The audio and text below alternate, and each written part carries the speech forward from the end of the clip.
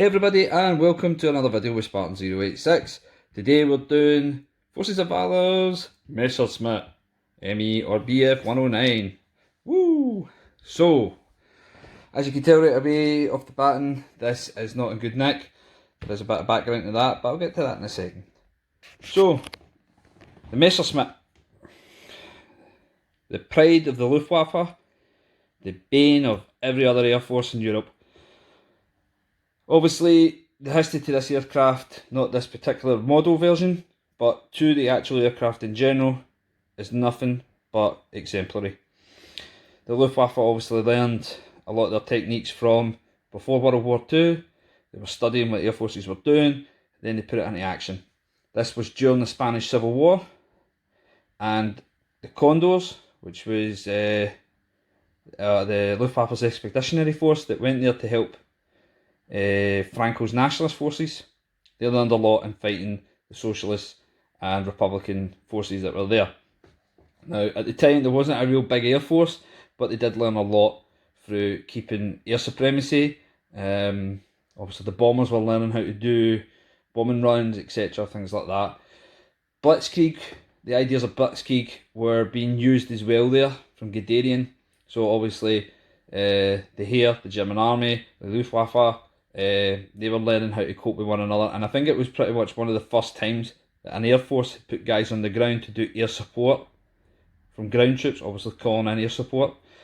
This was put into big when obviously invading Poland, the Low Countries, and then France. So again, that's just a wee bit of information that I've learned. Obviously sometimes information can be wrong, so if I am wrong in that, please do tell me, but I have read that a couple of times that was the first time that they really started to use that in force. And I think it was actually World War One that it was kind of the forerunner for it, but I'm not entirely sure. That's not my big thing now, and I need to start kind of getting back to the books. So, obviously the Messerschmitt did its time there, then Poland came in 1939, then the Low Countries, Denmark and Norway, as well as Holland, Belgium and Luxembourg. I'm saying the Low Countries, but that's what they are. Obviously, Norway and Denmark were invaded roughly around about the same time, and then the Low Countries, and then France.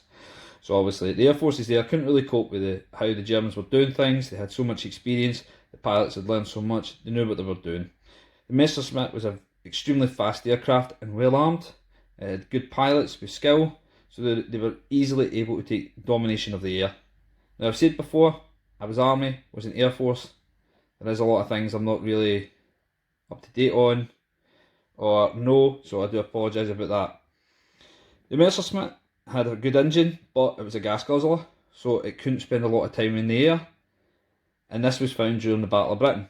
So from the bases in France, as they flew over, they only had about 20 minutes above London to escort bombers, which isn't a lot of time, and especially that's just a normal flight.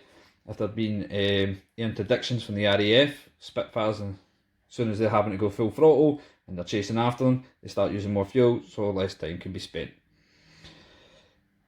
It wasn't the Luftwaffe's fault for the Battle of Britain, it was actually the higher ups. As you know, him and Göring continuously changing things to suit what him and Hitler wanted, and that was the end. If things had gone differently, things might have gone differently for history. We will never know. Thankfully, we're not in that predicament. The Allies won, ourselves and the Soviet Union. We took the fascists down, and that's the end of it.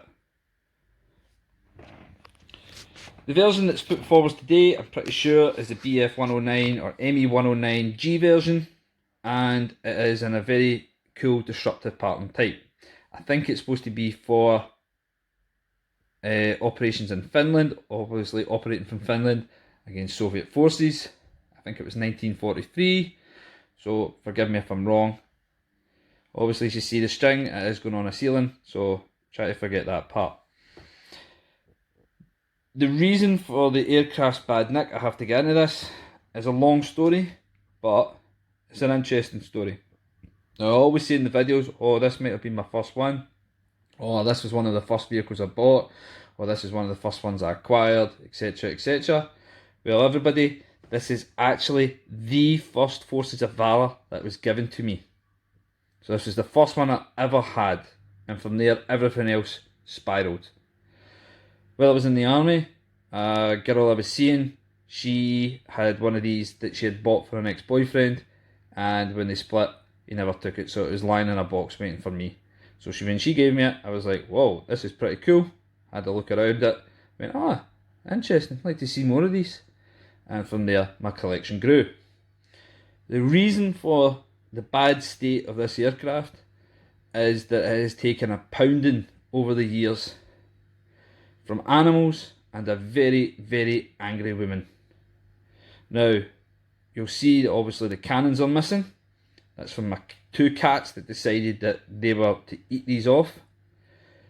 The props from an angry woman, as well as the wheels, which I'll get to. And the back of the aircraft, an angry dog, which decided that this was a play toy and it was to smash it around. The props were damaged when it was thrown at me, as well as the wheels, as well as other things. So this aircraft deserves a bit of respect for the absolute pounding it's taking, and for the fact that it still looks like it survived World War II the way it is. Now we'll get to the actual model. Forces of Valor did an absolute great job in the early versions. This is one of the earliest versions that they did. There's 2 versions of the Messerschmitts, both run about the same type Mark model. It's the G version, and they both come with very exotic disruptive patterns over them. I think both are for Finland. I might be wrong. I do apologise if I am. If you do know which versions of obviously the types of where they were supposed to be based are, I would love to hear that, and it is good to be put down so other guys know. The version in general here, when it was in good nick, looked amazing. Obviously you had your 2 cannons, and then you get 2 cannons on the front. Now this is movable, and you can change it, and you look in the engine, both sides move up and over. Obviously they can't do it now with the string.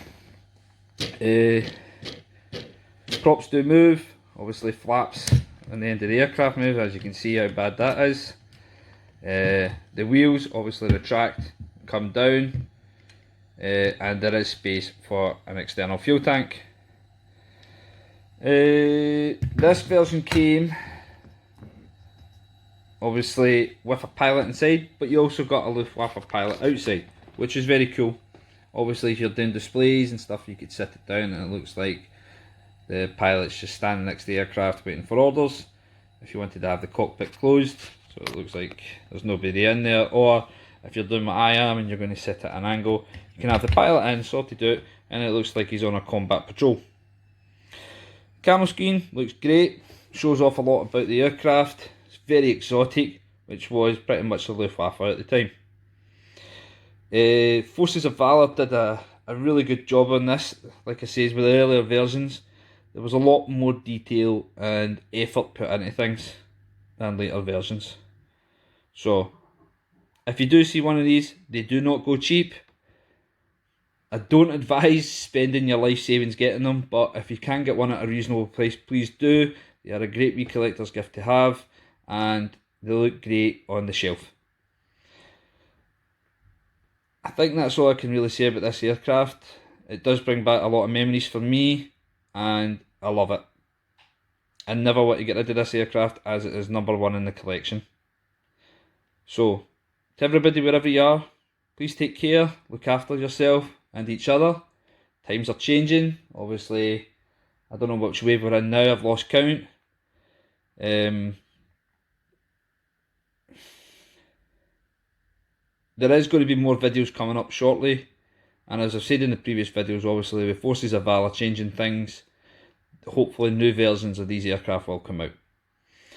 Obviously if you like the videos and you're happy with them, obviously put a like. Any comments, questions, please put down. I'm always happy to answer. Anything I've got wrong, constructive criticism is always welcome.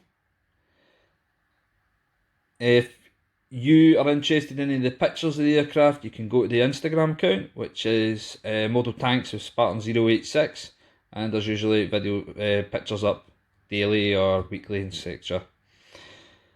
Please always like and subscribe. Obviously tell people if they're interested, they can obviously come on and have a wee look. So, until the next time guys, take care and have a good one. Bye.